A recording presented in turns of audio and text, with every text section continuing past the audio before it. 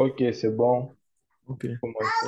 Donc, comme je disais tantôt, le travail qui a été demandé, c'est d'utiliser trois des cinq caractéristiques quoi, d'entrée pour pouvoir prédire le prix des appartements. Hier, pendant le cours, nous avons utilisé cinq caractéristiques pour pouvoir prédire, tous les cinq caractéristiques pour pouvoir prédire le coût des appartements. Il était question pour nous de le faire aujourd'hui avec trois caractéristiques et après faire une comparaison avec le coût, avec les erreurs obtenues hier. Avec les erreurs obtenues hier. Donc, ici, là, qu'est-ce que j'ai d'abord fait? Nous avons d'abord essayé de déterminer la corrélation c'est-à-dire le tableau de corrélation entre les caractéristiques et la cible qui est le prix. Donc, quand nous voyons dans les différentes corrélations, les valeurs de corrélation, il faut préciser ici que la corrélation est toujours comprise entre -1 et 1. Donc, c'est ça, dans ce tableau, si vous n'allez pas voir un nombre qui est supérieur à 1. Et maintenant, sur les diagonales, là où vous voyez 1, il faut savoir que ça, c'est la corrélation d'une variable avec elle-même. Parce que vous voyez, donc ça, vous allez voir sur toutes les diagonales, nous avons la valeur 1. Parce que la corrélation d'une variable avec elle-même, c'est égal à 1. Bon, maintenant, ici, là, il s'agit donc pour nous de trouver les trois meilleures corrélations avec le prix. Les trois variables qui ont les meilleures corrélations avec le prix. Nous voyons par exemple ici que par rapport au prix de la maison, nous avons les revenus. Les revenus avec le prix qui a une corrélation de 0,63. Nous avons l'âge de la maison qui a une corrélation de 0,45. Nous avons le nombre de chambres, de pièces, quoi, qui a une corrélation de 0,35. Ça, le nombre de pièces ici, pardon, qui a une corrélation de 0,35. Le nombre de chambres qui a une corrélation de 0,17. Et, et la proximité avec la population qui a une corrélation de 0,4. Donc, sur cette base-là, nous avons donc sélectionné les trois plus grandes corrélations, c'est-à-dire le revenu, l'âge de la maison et la proximité, c'est-à-dire au lieu de la proximité avec la population, quoi. Donc, ce sont ces trois corrélations. Sur cette base que nous avons essayé de sélectionner ces trois corrélations et nous avons laissé les deux autres qui avaient les plus petites corrélations. Donc, ici, là, nous avons essayé de faire une prédiction du prix de la maison en fonction de, du revenu, en fonction de l'âge de la maison et en fonction des proximités avec la population. Donc, ce que nous avons donc essayé de faire ici, là, nous avons pris comme variable d'entrée Z et une variable sortie Y qui est le prix. Il faut rappeler ici là, que comme nous sommes en train de faire comme nous sommes en train de faire une régression linéaire, ici, il s'agit de faire, si c'était une variable d'entrée en fonction de la variable de sortie, c'est-à-dire une variable indépendante en fonction d'une variable dépendante Y, l'équation devait être sur la forme Y est égale à AX plus B. Mais ici, là, comme nous avons trois variables d'entrée, Y sera égal à AX1 plus B et plus A1X1 plus A2X2 plus A3X3 plus un B. Où les A1, A2 et A3 sont les coefficients que nous déterminons. A1, A2, A3, les coefficients que nous déterminons, c'est-à-dire les pentes. Et B, c'est l'ordonnée à l'origine. Donc Z ici, là, Z ici comporte nos trois variables d'entrée que nous avons sélectionnées. Bon, maintenant, pour pouvoir donc mieux faire notre modèle, pouvoir construire notre modèle, nous allons scinder les données en deux quantités, c'est-à-dire les données d'entraînement et les données de test. D'après la littérature, comme nous a bien dit le prof hier, d'après la littérature, il est conseillé de prendre 30% des données pour le test et 70% pour l'entraînement. Pourquoi prendre les données de test et les données d'entraînement?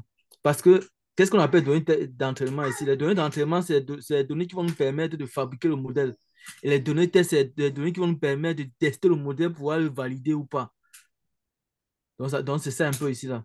Donc, quand nous prenons ici, là, nous partons dans sklearn, qui est la bibliothèque par excellence pour les fonctions du machine learning.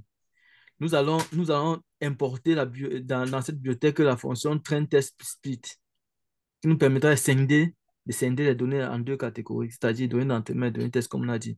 Donc, dans, dans inset, ici, là, vous voyez bien comment on scinde les données d'entraînement et les données test. Ici, il suffit seulement de mettre test size égale à 0,3. Ça veut dire que quoi? Ça veut dire que 30% des données seront utilisées pour le test et 70% pour l'entraînement. Bon, random. Ici, ça, c'est un hyperparamètre qui nous permet de gérer, c'est-à-dire l'aspect aléatoire dans les algorithmes de machine learning. On a placé ça de manière aléatoire à 101. On pouvait mettre un autre nombre là-bas, ça ne devait pas vraiment déranger. Bon, maintenant, ici, là, par la suite, comme nous choisissons de faire une régression linéaire, il faudrait donc qu'on importe l'objet linear regression de la bibliothèque sklearn. Parce que, comme je l'ai dit tout à l'heure, sklearn, c'est la bibliothèque par excellence du machine learning, donc des algorithmes du machine learning.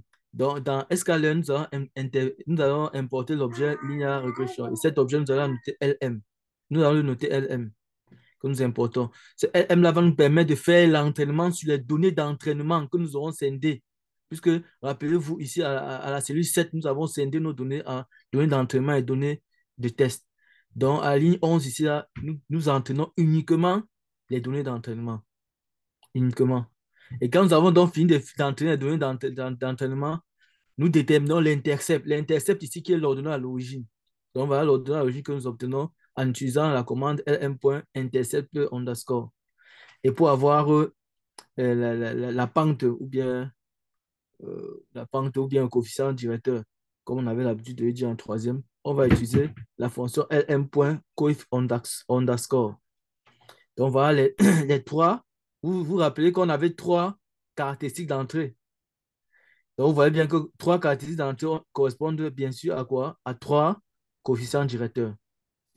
Nous avons trois coefficients directeurs. Maintenant, dans la cellule 14, on essaie juste de créer un data frame pour pouvoir disposer, par exemple, pour pouvoir associer à chaque coefficient directeur, à chaque variable d'entrée un coefficient directeur. Donc, c'est ça ici qu'on fait dans ce tableau-ci là. Donc, ce bout de code, ça nous permet donc de pouvoir disposer, de pouvoir associer à chaque coefficient directeur, à chaque caractéristique un coefficient directeur. Chaque caractéristique d'entrée un coefficient directeur. Donc, ça, c'était pour l'entraînement. Donc, l'entraînement nous a permis de déterminer notre modèle. Donc, vous voyez, on a le coef, on a l'intercept. On a le coef, on a l'intercept. Donc, là, on a déjà le modèle.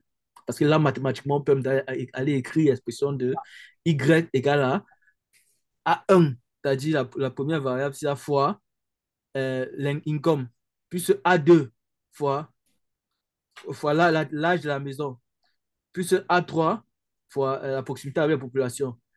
Bon, en voyant quand même les données ici, là, parce qu'il s'agit quand même aussi du traitement des données, nous sommes posés une question au niveau de pourquoi le coefficient directeur de, de l'âge de la maison, quoi, est tellement élevé par rapport au coefficient directeur des deux autres variables d'entrée.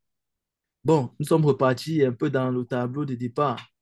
Nous avait été donné au départ parce qu'on voulait comprendre pourquoi. Est-ce que ce n'est pas une erreur de calcul? On est parti dans le tableau de départ. On est parti dans le tableau de départ, vu que voici. On se rend compte d'une chose, les prix, par exemple, c'est de l'ordre des millions, au moins. Donc, cela voudrait déjà dire, ça nous donne une information que c'est que ça, c'est un peu un loyer ça, c'est un peu un loyer par mois. Donc, ça peut être peut-être la vente, c'est-à-dire le prix de vente de la maison. Bon, maintenant, quand on voit les deux autres variables qui ont un faible coefficient directeur, on se rend compte qu'ici, ces variables sont assez élevées. Vous voyez. Par contre, l'âge de la maison est assez faible. Donc, pour compenser, vous voyez, on comprend donc pourquoi le coefficient directeur donc, de l'âge de la maison est assez élevé. C'est un problème de compensation. Pour pouvoir compenser, avoir les prix de la maison assez élevés. Donc, ça, c'est comme ça qu'on a donc pu confirmer donc, ce résultat d'abord, sans passer par un test, sans aller faire le test sur les données de test. Bon, maintenant, pour continuer donc, quand on a validé ces résultats, nous sommes donc partis faire maintenant le test à prédiction. Donc, nous avons maintenant pris les 30%, c'est-à-dire dans Z. Quand nous avons Z, Z constitue les deux types de Z. On a Z-train et Z-test. 70% des données sont dans Z-train et 30% des données sont dans Z-test. Et qui dit Z-test dit aussi automatiquement le prix qui correspond à ce Z-test, qui est issu du tableau de départ. Et qui dit Z-train dit aussi automatiquement le Y-train que nous avons utilisé tout à l'heure pour faire l'entraînement. Donc maintenant, pour faire dans la prédiction, qu'est-ce qu'on va faire? On va donc chercher à déterminer à base des Z tests un autre Y test qui est différent du Y test qui nous a été donné dans le tableau. Donc, c'est ça qu'on va venir mettre ici lm.predict Z test. Dans le predict, dans le prediction, ici, là, on peut remplacer ça encore par un Y test peut-être, un Y test après prédiction, quoi, si vous voulez, ou bien après entraînement. Donc, vous pouvez remplacer ça par Y test ici encore. Ça, c'est tout un Y test qui va nous donner. Qu'est-ce que cette commande fait? La commande prend les données Z test, ça part remplacer dans l'équation que nous avons obtenue plus haut. L'équation avec le coefficient directeur ici, là, et l'ordonnée à l'origine, ça part remplacer là-bas. Ça nous donne donc des nouvelles valeurs de Y. Et maintenant, ces nouvelles valeurs de Y donc, seront comparées aux Y correspondants qui sont donnés dans le tableau, qui ont été utilisés pour les valeurs test dans le tableau. Donc, on va faire une comparaison. Donc. Et c'est ça donc qu'on trace ici, là, le Y test que nous avons obtenu à partir de l'entraînement et le Y test de départ. Vous voyez bien que on a un nuage de points qui se rapproche un peu de la première bisectrice, sachant que la première bisectrice dans une équation, c'est quoi? C'est Y égale à X. C'est-à-dire quoi? Les données test de départ sont presque égales aux données test après entraînement. C'est-à-dire notre modèle quand même, quand on voit ce modèle, si on peut dire que bon, le modèle quand même est déjà un peu assez fiable, du moins du point de vue visuel.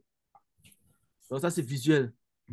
Donc quand nous avançons, donc, nous avons essayé d'utiliser la fonction displot de Seaborn pour pouvoir essayer de faire la répartition, c'est-à-dire de tracer la densité des données, densité des données texte par rapport aux données prédites.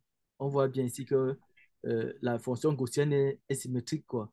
Donc, c'est-à-dire les données avaient été certainement normalisées avant d'être utilisées. Donc, c'est c'est un peu ça. Maintenant, quand ici, là pour, pour pouvoir calculer les erreurs, pour pouvoir faire une comparaison avec les résultats qu'on avait obtenus hier, nous avons utilisé la fonction métrique de SK, de la bibliothèque sklearn. Et nous avons déterminé à partir de cette fonction, nous avons essayé de déterminer les erreurs. Donc, nous voyons bien que, par exemple, pour le même absolute error, ici, là, nous avons 125 911. Hier, nous avons trouvé une valeur.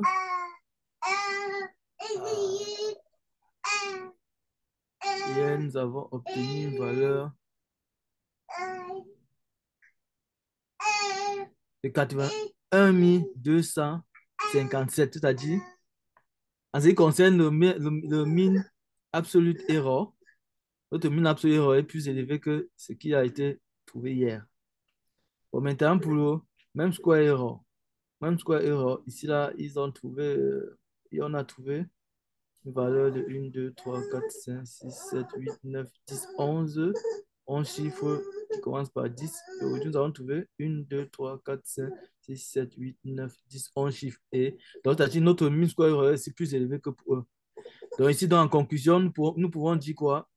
Que en utilisant trois valeurs, nous avons, pour faire la prédiction, nous avons obtenu des erreurs un peu plus élevées que lorsque nous utilisons toutes les variables d'entrée pour faire la prédiction. Donc ça, Ok, c'est un peu ce que nous avons c'est obtenu. super pour. Maintenant, en bas là, au lieu de monter de ça à chaque fois, essaie d'écrire un code où on affiche les erreurs des deux dans un tableau directement. Ah, ok.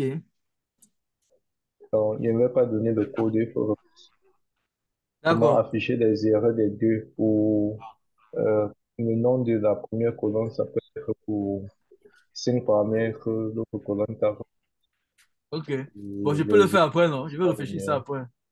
D'accord. Est-ce Ok. que les autres ont des questions? Si les autres ont des questions, tu vas répondre. Oui, oui. Donc, d'accord, et Alex, vous avez des questions? On vous écoute.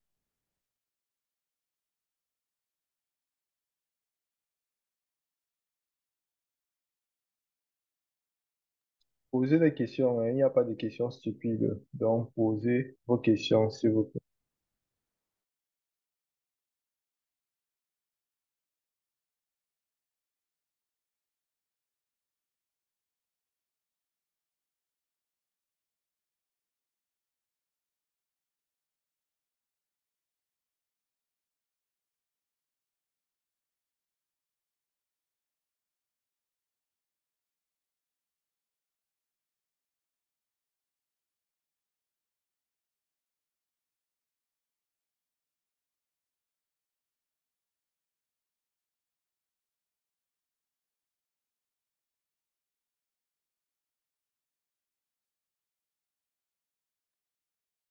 Alors, il n'y a pas de questions. Faites-moi un signe. OK. Donc, on me demande comment vous avez utilisé la corrélation de Pearson. Pourquoi vous n'avez pas utilisé la corrélation de Pearson? Bon,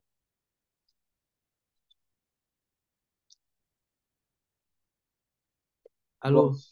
Allô? oui, Oui, oui. allô, oui. Il y a une Oui. question dans le chat là. Ah, il y a une question en chat, hein. Oui. Attention.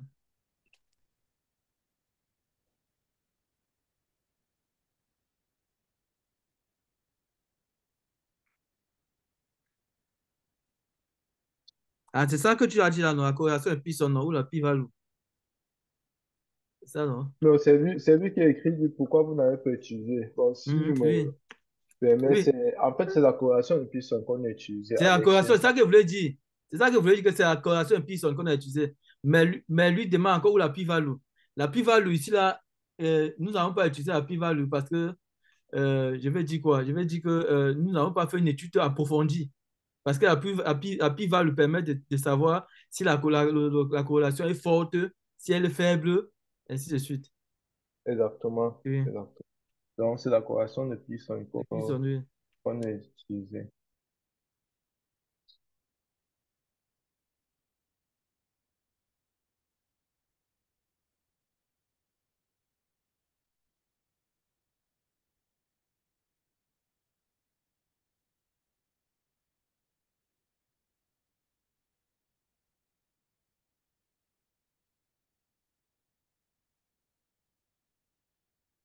Autre question.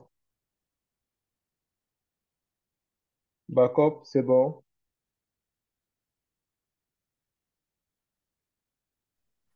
Oui, désolé, j'avais eu un problème de connexion. Je suis revenu et quand j'ai pu visualiser au niveau du nuage de points avec la prédiction faite, ça me semblait avoir une régression linéaire tout à fait normale et logique. Donc, je n'ai pas de questions.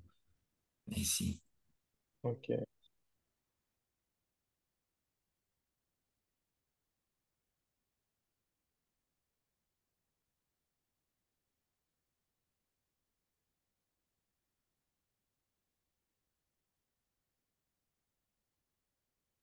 OK. Donc, ce qu'on va faire maintenant, vous allez, s'il n'y a pas de questions, allez, c'est OK. Alex.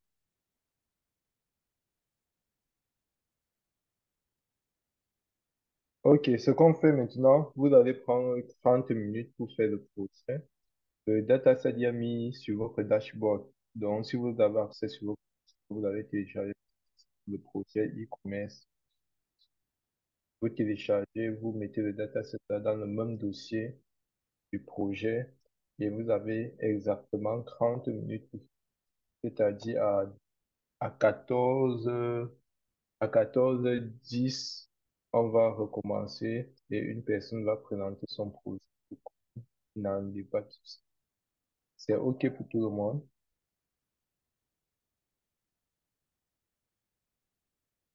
C'est OK pour tout le monde. Oui, c'est bon pour moi.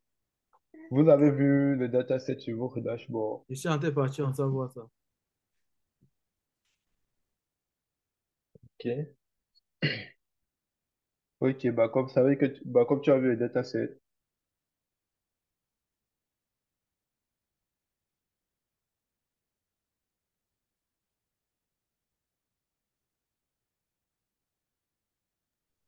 Je vais directement dans le dashboard vérifier, s'il vous plaît. OK.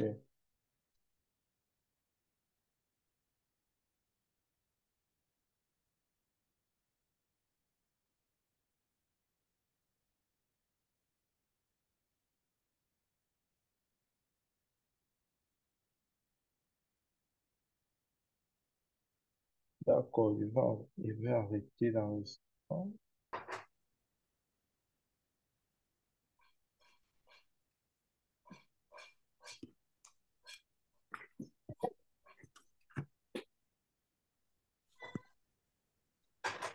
Allô? Oui, Allô? Dan. Oui, oui, c'est que comme j'ai eu des soucis, puisque je me connectais avec la machine sur laquelle je travaille, j'ai eu des soucis. Le nouveau code m'a été donné, c'est sur l'autre téléphone, là où je me suis connecté. Bon, là, sur cet écran, si je partageais, on ne verrait rien parce que ça ne... Bon, je vais dire, c'est pas sur ça que je travaille sur cet Android. Je suis passé à Ah, l'Android ok. parce que c'est pas sur ça que je travaille. Je pensais que je vais t'en présenter. D'accord.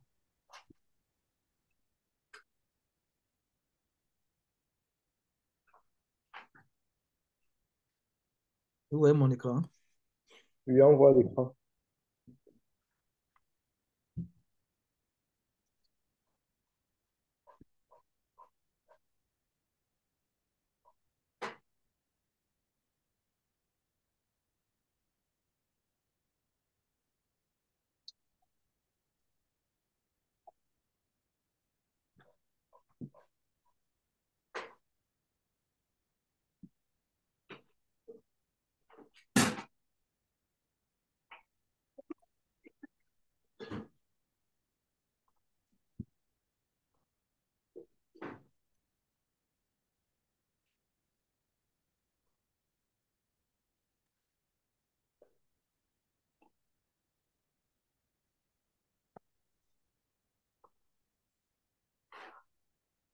On peut commencer. Oui, on peut commencer, ok.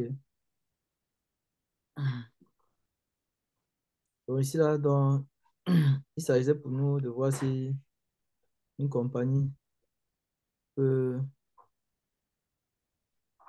une compagnie non, peut décider s'il faut se focaliser sur les efforts par rapport aux applications mobiles ou bien par rapport aux applications web. Il faut focaliser les efforts par rapport aux applications mobiles, aux applications web. Donc, il nous a été donné dans un dataset comportant 2, 4, 6, 8 colonnes. C'est-à-dire, dans les 8 colonnes, on a 5, on a 7 caractéristiques et on a la variable cible. La variable cible ici, là, je pense que c'est les dépenses, le montant des dépenses par an. Montant des OK. dépenses par an. Oui, oui. Donc, c'est ça que j'ai pris comme variable cible. Bon, je ne sais pas là si c'est bon. Hmm. Hein? Oui, oui. C'est ça que j'ai pris comme variable cible. Bon, maintenant, on a les variables dépendantes, indépendantes. Comme on a l'email, l'adresse avatar, la longueur de la session, le temps de l'application, le temps sur l'application, le temps sur le web et la durée, donc la durée que tu as été membre, quoi. Donc, ici, là, donc, qu'est-ce que j'ai fait? J'ai essayé d'abord de déterminer la corrélation entre les variables, entre les variables et la variable cible. Bon, je me suis rendu compte qu'il y a une forte corrélation entre les dépenses par an, non? Et le nombre Oui. d'années que tu as fait comme membre. Je vois qu'il y a une forte corrélation qui est autour de 0,8. Ça, bien Oui. sûr, on a utilisé la corrélation de Pearson. Bon, je vois qu'il y a une très faible dépendance entre la variable, entre les dépenses faites durant une année et le temps sur l'application, sur le website. Le temps fait sur le website. Donc, bon, la variable, le temps fait sur l'application aussi est quand même moins. C'est vrai qu'elle n'est pas, merci, maman. C'est vrai qu'elle n'est pas assez élevée, mais c'est moins. On peut dire presque 0,5. Tandis que Oui. la corrélation entre les dépenses par an et la longueur de la session est de 0,35. Bon, c'est vrai que j'ai fait l'exercice deux fois. La première fois, bon, j'ai botté tous les autres champs, j'ai travaillé uniquement avec la longueur, c'est-à-dire la durée que la personne fait comme a fait étant membre, quoi. Parce que j'ai vu que Oui. sa corrélation était quand même assez bonne. Mais quand je suis arrivé à la Mhm. fin, à la dernière question, je me suis rendu compte que, bon, ici, là, on veut le compte avec toutes les variables. OK. Donc, ce qui fait que j'ai compté toutes les variables, j'ai recommencé en comptant toutes les variables. Bon, ici, là, j'ai utilisé la fonction, on nous a proposé d'utiliser la fonction describe. En fait, ici, comme le fichier a déjà été traité, bon, la fonction describe ne m'a pas trop aidé, quoi, parce que je vois bien que à partir de cette fonction, on n'a pas de valeurs manquantes ni de valeurs aberrantes surtout les valeurs aberrantes, on n'a pas de valeurs aberrantes dans notre fichier, quoi. Parce que tout Mhm. a l'air d'être normal. Quand je vois 25% Exactement. des données sont à 32, 50% des données à 33, 75% des données à 33, et je vois que le min est 29, le max est 36, par exemple, pour la longueur de la session. Ça, c'est presque normal. On peut Mhm. faire, on peut faire cette remarque un peu presque partout, quoi. Sur tous les autres caractéristiques. On voit bien que c'est tout à fait normal. Donc, on peut conclure ici qu'il n'y a pas, que le fichier avait été nettoyé. On n'a pas des valeurs aberrantes dans notre D'accord. fichier. Oui. Ok. D'accord. Mhm.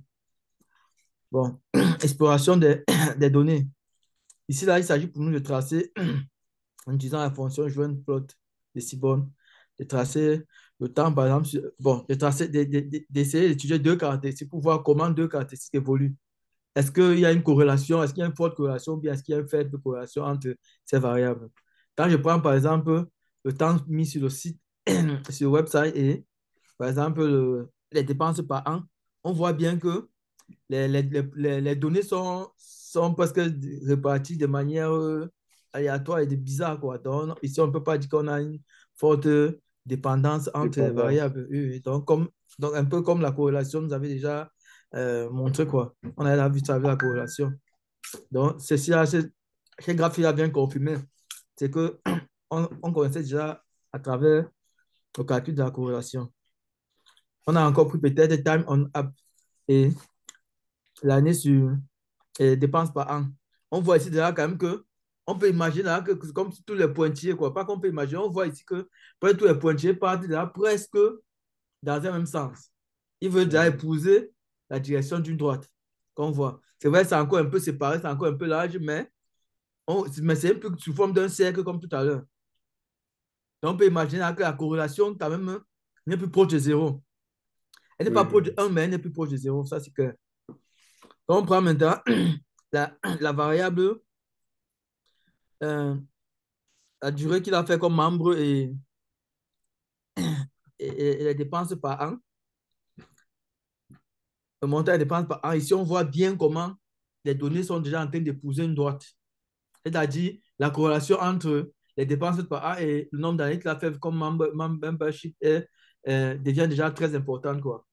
C'est-à-dire cette Mhm. corrélation devient importante. C'est pour ça que dans le calcul des corrélations, on a vu que cette valeur était autour de 0, était 0,8 ou plus. Donc, ceci déjà, même ce graphique déjà peut nous permettre d'avoir une idée globale sur l'analyse de nos données. Et c'est ça, quand j'ai d'abord vu ça comme ça, donc j'ai décidé dans un premier temps de travailler uniquement avec cette variable pour pouvoir faire ma prédiction. Avant de me rendre compte que, bon, ici, on veut d'abord qu'on utilise presque toutes les variables. Les variables. Mhm. Bon, la fonction pairplot, ici, là, nous donne presque la même information. Vous voyez? Donc, ça nous permet Exactement. d'avoir les répartitions entre deux variables. Vous voyez? On peut voir, par exemple, ici, là, on peut voir ici, là, donc, tu as dit comment les points sont répartis presque sur forme d'un nuage de points qui s'aligne sur une droite. Même chose ici, là, entre ces variables. Or, tandis que sur ces courbes, si on voit plutôt un cercle.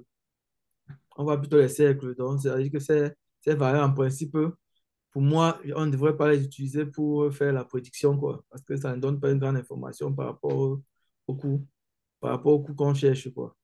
Au coût des dépenses Mhm. par an, oui, oui, au montant des dépenses par an. En plus, on a utilisé la fonction heatmap de Seaborn. La fonction heatmap de Seaborn nous donne encore la même information. On voit bien que sur la fonction heatmap de Seaborn, ici, là, que lorsque on se rapproche de 1, la couleur est, je ne sais pas si c'est kaki ou bien beige, je ne sais pas. Beige, un truc comme Mhm. ça. Et lorsqu'on se rapproche de 0, la couleur est noire. On voit bien qu'entre les dépenses, c'est-à-dire les dépenses annuelles, entre le montant des dépenses annuelles et la longueur du temps de membership, on voit bien qu'on est autour de 0,8 quand on fait une projection. Donc, on voit bien qu'on est autour de 0,8. Par contre, quand on prend, par exemple, il y a une variable qui était à 0,08, je me rappelle plus si c'était dans mon website, vous voyez bien qu'avec la longueur, avec le temps, avec la dépense annuelle, on voit bien qu'on est autour de 0, d'où la couleur noire, ainsi de suite. Donc, cette figure nous permet aussi de donner presque la même interprétation que les deux figures précédentes, et ainsi que la corrélation qu'on a eu à calculer précédemment. Parce que, donc, ici, ce qu'on peut conclure, c'est quoi? C'est que la première étape que nous avons fait pour pouvoir avoir une idée sur nos données, pour faire l'analyse exploratoire de données, c'était de faire quoi d'abord? C'est-à-dire déterminer la corrélation, c'est-à-dire utiliser une technique mathématique pour avoir une idée sur les données. Après, on vient confirmer ça avec une analyse graphique, avec des analyses graphiques. Donc, on a fait 2 à 3 analyses graphiques qui nous donnent le même comportement, c'est-à-dire qui nous donnent la même idée globale sur nos données. Donc maintenant, ce qu'on va donc essayer, c'est d'entrer proprement dit dans le traitement des données, dans la prédiction. Bon, pas le traitement, on a arrivé à faire le traitement depuis. Donc ici, on va entrer dans la prédiction proprement dit, autant pour moi. D'accord. Donc ici, là, donc, j'ai choisi une variable X qui comporte l'ensemble des caractéristiques de mon data frame. C'est-à-dire, bon, l'ensemble des caractéristiques numériques, il faut bien que je précise ça. Parce qu'ici, on ne peut pas utiliser l'email et autres pouvoirs, et l'adresse pour pouvoir prédire, truc, pouvoir prédire le montant le montant de dépenses par an, quoi. Donc ici, donc X va contenir les caractéristiques numériques de mon dataset. Et c'est ça. Vous voyez, j'ai 4 caractéristiques numériques. Et Y, ça c'est la variable cible, la variable de sortie que je veux prédire. Je pars donc faire quoi? Il me faut d'abord, dans un premier temps, quand j'ai déterminé X et Y, il me faut dans un premier temps subdiviser mes données en données d'entraînement et en données test. Comme j'ai expliqué tout à l'heure, les données d'entraînement me permettent de construire le modèle et le test que je veux faire permet de confirmer mon modèle. De confirmer mon modèle. Donc, ce que je veux donc faire, c'est quoi? Je veux utiliser la fonction test-train. Je vais importer la fonction test-train-split de sklearn. Sklearn qui est la bibliothèque par excellence des fonctions du machine learning. Donc, quand je subdivise ça en deux quantités, les données tests qui vont représenter 30% de mes données, les données d'entraînement qui vont représenter 70% de mes données. Donc, ça que vous avez vu là, test size égale à 0,3. Donc maintenant, test size égale à 0,3. Random state, ça c'est juste pour gérer l'aspect aléatoire des algorithmes du machine learning. Maintenant, quand j'ai ça, il me faut maintenant définir l'objet, puisque je connais que je veux faire la régression linéaire. Donc, je vais donc aller importer linear regression dans sklearn, dans le modèle linéaire de sklearn. Donc, c'est ce que je fais. Et je donne un nom à mon objet que je vais appeler RM. Donc, ça, je crée mon objet RM que j'appelle linear regression. Donc, quand je crée mon objet RM, je fais donc un entraînement sur mes données d'entraînement. Donc, je fais rm.fit, xtrain et ytrain.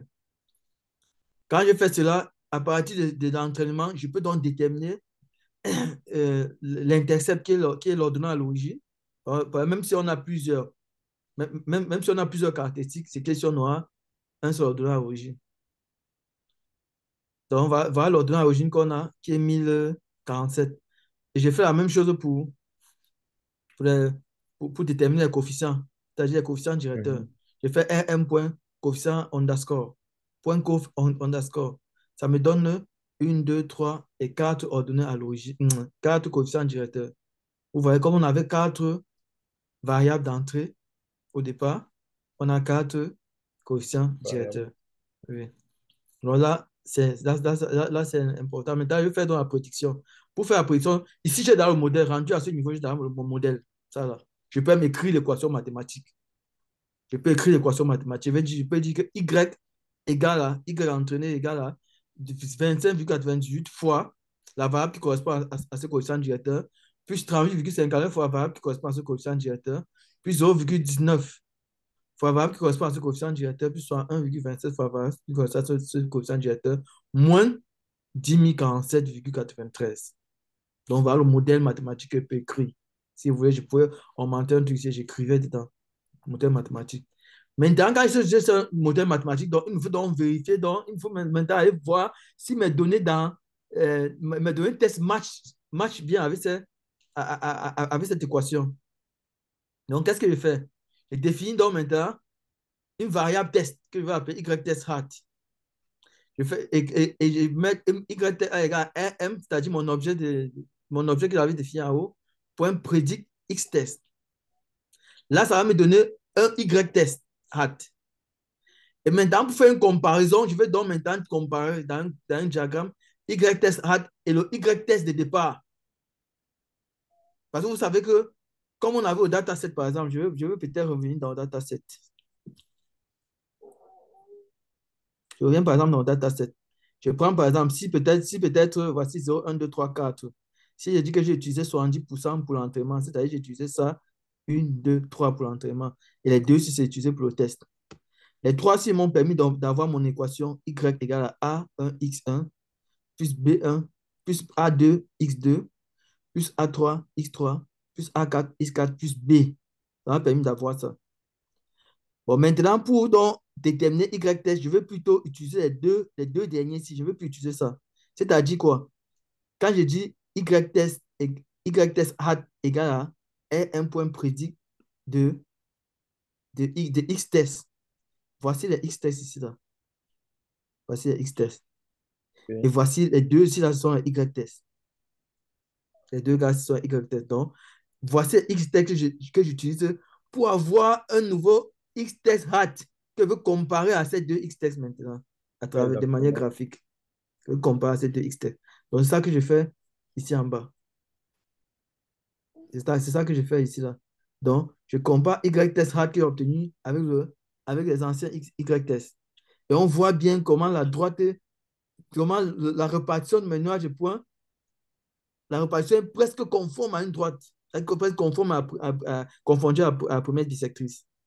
Voilà. Et on voit bien ça, que c'est presque confondu à la première bisectrice. Donc, quittant de là, on peut donc aller essayer de calculer les erreurs. Et vous voyez bien qu'en utilisant en important la fonction métrique de Escalon, on peut calculer les trois erreurs, c'est-à-dire l'erreur absolue, l'erreur quadratique et la moyenne d'erreur quadratique, quoi. La moyenne d'erreur quadratique qui est tout presque comme l'erreur quadratique. Donc, on voit bien que ici, là, Tu vois que l'erreur est est faible. par rapport à l'exercice précédent. Précédent, très bien. Voilà. Oui, On voit l'erreur comment est faible par rapport à l'exercice précédent. Donc, on voit ici, là, par exemple, l'erreur absolue moyenne est presque égale à 7. Et Mhm. 7,2, oui, oui, qui est vraiment faible pour un problème de machine learning. Ouais, bon, on a essayé de tracer maintenant le résidu en fait, qui est une répartition de la différence entre Y test entre les deux Y tests qu'on a, quoi. Donc, c'est ça qu'on a essayé de faire ici, là, dans cette fonction de résidu ici, là. On voit bien une répartition gaussienne qui, bon, qui, à mon avis, la répartition gaussienne ne peut être trop symétrique. Bon, c'était pas ça notre objectif, quoi. Savoir si c'est symétrique ou pas. Donc, après ça, donc, on a essayé donc, de faire, de mettre le tableau de coefficient directeur. Bon, maintenant, la question qui a été posée ici, là, bon, moi, je n'ai pas bien compris la dernière question ici, là. Que peut-être parce que, en fait, ça, c'est mon point de vue, hein. Le coefficient directeur peut être petit. Ça, c'est mon point de vue. Le coefficient directeur peut être petit, mais il influence plus le prix le prix, par exemple, c'est-à-dire le prix des dépenses par an. Mhm. Et parce que ça dépend de X, le X qui l'accompagne. Est-ce qu'on voit un peu quand on dit A Exactement. 1 fois X, oui, oui. Donc, ça dépend du X qui l'accompagne. C'est ça que je n'ai pas bien compris cette question-ci. Donc, c'est là que monsieur a un peu arrêté. Ok. Mais on ne va pas répondre à la question là. Ce sera la question qu'on va répondre avant de commencer le prochain cours. OK, Et d'accord, chacun a pu d'accord. finir la question là. Parce qu'il y a aussi une autre question. Do you think the company should focus more on their mobile app or on Ah, their j'ai même pas vu l'autre là. donc, il y a ça. Hmm, Donc, on va répondre ça la prochaine fois. Donc, ce qui va suivre, c'est si Dan n'a pas de questions, on va arrêter là. Et mercredi, vous aurez le premier quiz à faire sur le chapitre-ci. Et ce OK, chapitre a une traduction qu'on a vue ensemble. Et OK, vendredi matin, on va partager les éléments du cours du prochain chapitre, prochain OK, algorithme qu'on fera ensemble. Donc, le OK. week-end prochain, on va un peu accélérer parce que le week-end-ci, c'était comme une introduction pour que vous compreniez un peu les thèmes de machine learning. Pourquoi. Le week-end prochain, au lieu de voir un seul algorithme, on va faire en moyenne deux algorithmes chaque week-end. Donc, samedi, un algorithme, dimanche, un algorithme. OK. On espère qu'il y aura D'accord. tous les petits projets comme ça chaque semaine. Tous les algorithmes, il y a un projet. Pour chaque algorithme, il y a son projet, pour comprendre.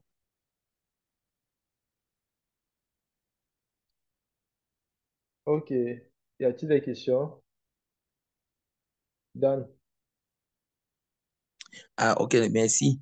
Ça me motive à m'exercer davantage parce que je me rends compte que, bon, j'ai pas en soi des difficultés de compréhension de la méthode. Et maintenant, comme je suis sur Python, il y a certaines erreurs de syntaxe commises qui, euh, bon, peuvent être corrigées facilement en lisant et prêtant attention aux petites erreurs ou en posant des questions, oui, si les recherches n'ont pas donné. Donc, je reviendrai vers vous incessamment pour quelques éclaircissements si j'ai des lignes de code que je semble avoir manquées et dont l'application chez moi présente des erreurs.